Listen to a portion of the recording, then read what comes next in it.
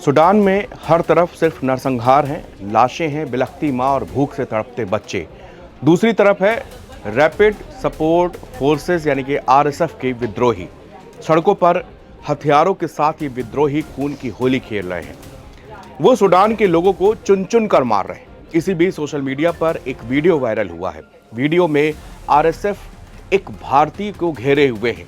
एक रिपोर्ट के मुताबिक इस वीडियो में ओडिशा के जगजीत सिंहपुर जिले के आदर्श बोहरा नाम के एक भारतीय व्यक्ति को आरएसएफ के लड़ाकों के बीच बैठा हुआ दिखाया गया है, जिसमें उससे एक पूछता है, क्या आप शाहरुख खान को जानते हैं? इसके पीछे खड़ा एक और जवान उसे कैमरे के सामने दगोलो गुट बोलने के लिए कहता है। दगोलो आरएसएफ के खूंखार नेता मोहम्मद हमदान दगोलो या हेमिती से जुड़ा हुआ है। एनडीटीवी के सूत्रों के हवाले से बताया गया कि 36 साल के बोहरा का अपहरण खार्तूम से लगभग 1000 किलोमीटर दूर अल फशीर शहर से किया गया। वहां से शायद उसे न्याला शहर ले जाया गया होगा, जो कि आरएसएफ का गढ़ और दक्षिण पश्चिम सूडान में दक्षिण दारफुर की राजधानी है। यह खार्तूम शहर से लगभग 1200 किलोमीटर की दूरी पर है। ओडिशा में बेहरा के परिवार से संपर्क किया गया, जिसमें उन्होंने बताया कि 36 वर्षीय बेहरा 2022 से सूडान में सुकारती प्लास्टिक फैक्ट्री नामक एक कंपनी में काम कर रहे हैं। बेहरा की पत्नी सुष्मिता ने एनडीटीवी को बताया कि दंपति 8 और 3 साल के 2 लड़कों के माता पिता हैं।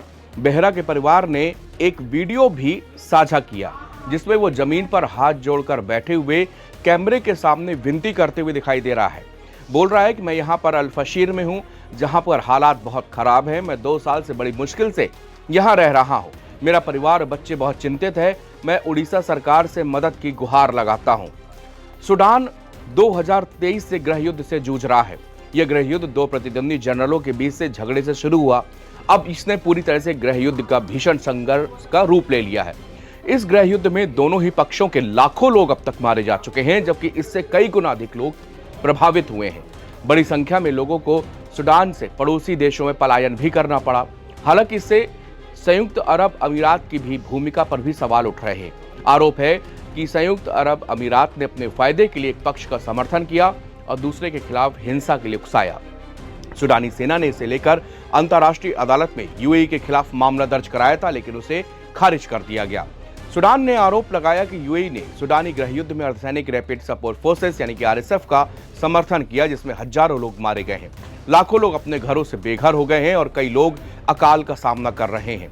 यूएई ने आरोपों का स्पष्ट रूप से खंडन किया तथा मामले को राजनीतिक नाटक और एक सनकी प्रचार स्टंट करार दिया।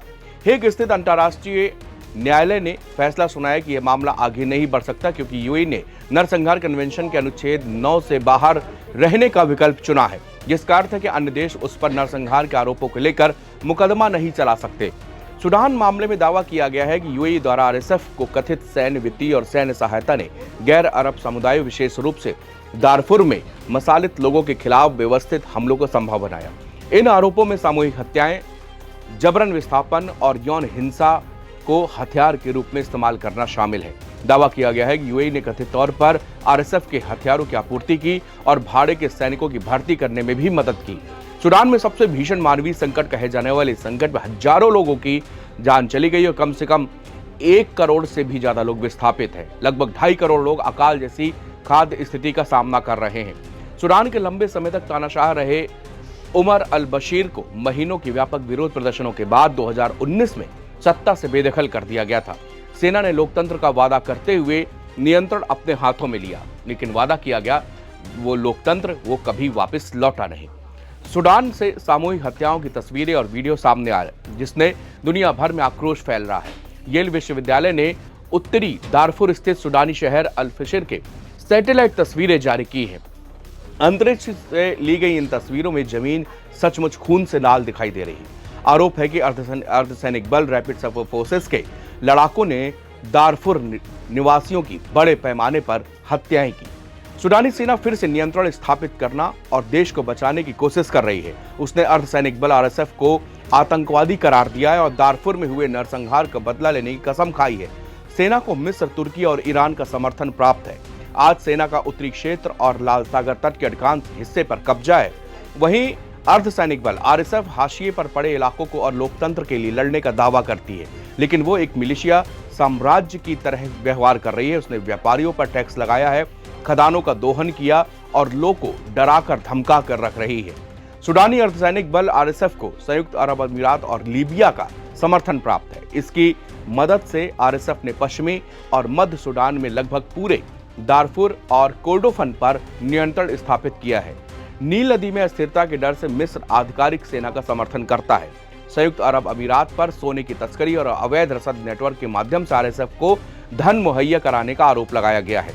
अमेरिकी कांग्रेस सदस्य सारा जैकब्स ने संयुक्त अरब अमीरात पर दोष मढ़ते हुए लिखा कि सूडान में अल फशर पर आरएसएफ द्वारा कब्जा करने की तस्वीरें देखकर मैं बहुत हैरान हूं, दुखी हूं।